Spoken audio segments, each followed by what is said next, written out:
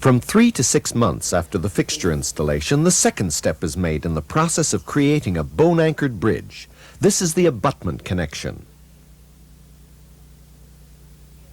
The first thing that must be done in this operation is to relocate the fixtures with the help of the operation journal. The cover screws can then be found by palpation and probing. It is necessary to locate at least the most distal cover screw on each side.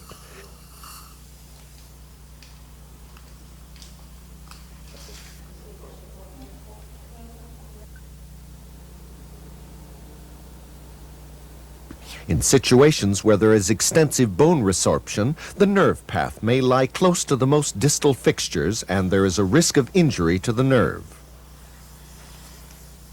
There are two methods of making the incision, either separate incisions directly over the top of each fixture or by making a continuous crestal incision.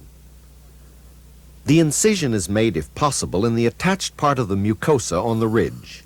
The reason for this is that later on it is desirable to have attached mucosa around the abutment.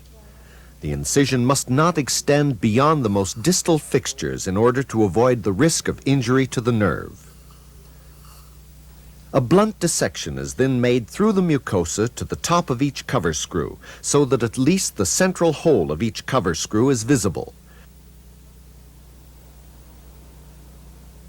The punch has a round cutting blade and a central peg connected to a spring.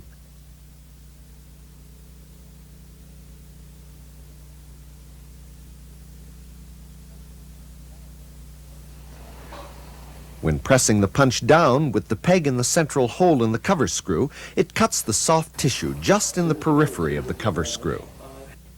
A manual screwdriver is used to unscrew the cover screw.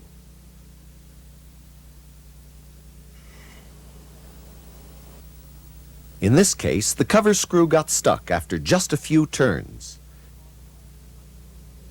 In most cases, this is caused by a slight bone overgrowth. Forcing the cover screw might lead to damaging the threads in the internal canal of the fixture. The cover screw mill is constructed in the same way as the punch, with a central spring-mounted peg. It is used to remove any bone overgrowth from the cover screw. The instrument is always rotated back and forth. If not, there is a risk of tightening the cover screw.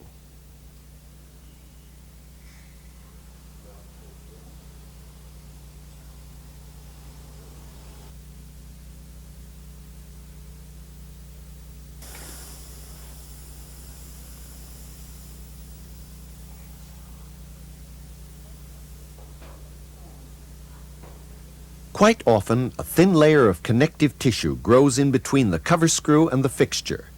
This layer is removed by using the punch a second time.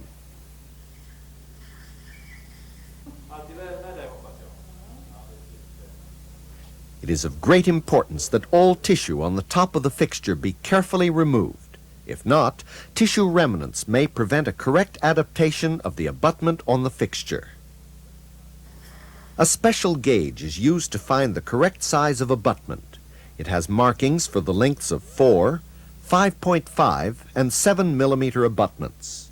There are also 3, 8.5, and 10 millimeter abutments available. The top border of the abutment should be at least 1 to 2 millimeters above the gingiva in the lower jaw and 1 millimeter in the upper jaw in order to provide satisfactory access for the maintenance of good oral hygiene later on when the bridge has been installed. When the correct size has been decided upon, an ampule containing the complete abutment is broken open. The abutment consists of a cylinder with a hexagonal surface corresponding to the fixture head, and a center screw with a silicone ring around the neck.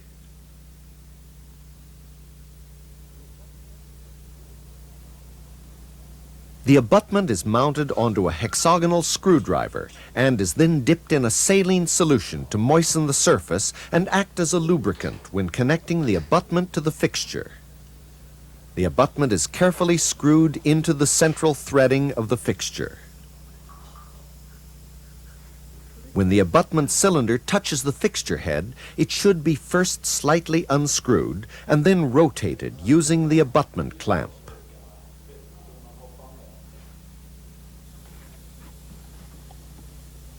When the hexagonal surfaces match, the abutment is in the correct position on the fixture head. When the final tightening is performed, the abutment cylinder is retained by the clamp, thus preventing possible torque of the fixture.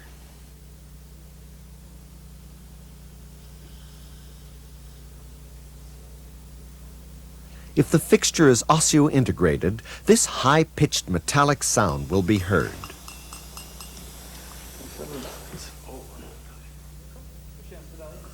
In cases of hypertrophic gingiva, it is very important to measure and compare both the labial and the lingual sides with the gauge. There can be differences of up to several millimeters between the lingual and labial surfaces, and it is easy to disregard this fact and choose an abutment of insufficient length.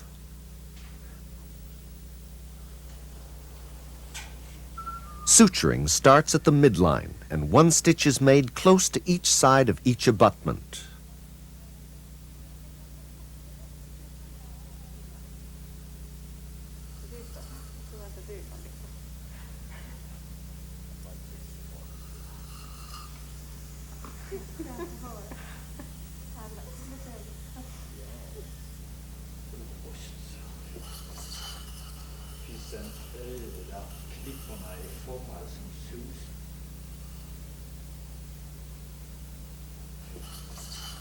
After suturing, healing caps are attached to the abutments.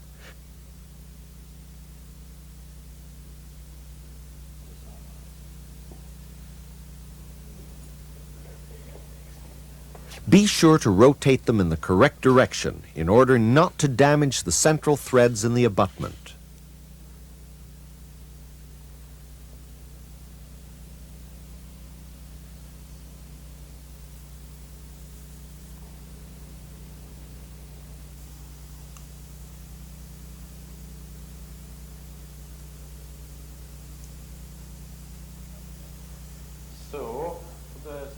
If some abutments are situated close together, the normal size of healing cap will be too wide.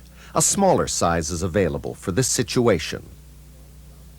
It is important that the healing caps are installed without touching each other.